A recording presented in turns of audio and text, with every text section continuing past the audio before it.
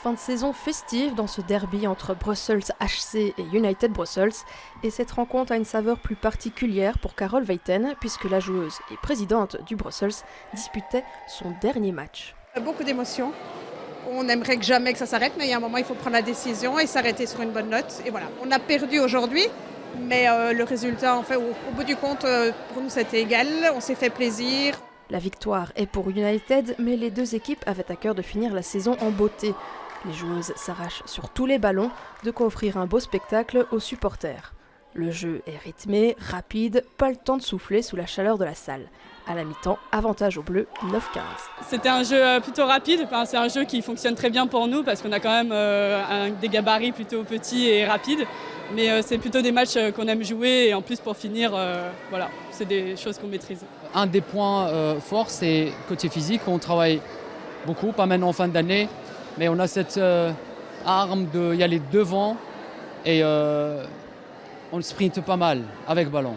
Ces différences physiques se ressentent encore un peu plus en seconde période. BHC tente de grignoter des points, mais c'est sans compter sur United qui enclenche la deuxième.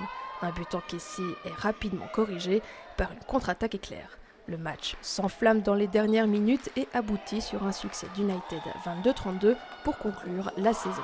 Et avec quel bilan? Il est fort mitigé, mais on a beaucoup eu des aléas, notre gardienne blessée, des changements de coach, différentes blessées au cours de la saison. Donc voilà, on a dû broder avec ça, donc c'est sûr que ça a été une saison compliquée. On finit dans le bas de classement, mais on ne descend pas. On se maintient en division 2, donc c'est ce qu'on visait cette année. À Bruxelles, il y a toujours des filles qui mettent du temps à arriver avec des nouvelles, des recrues. Il y avait eu pas mal de départs aussi.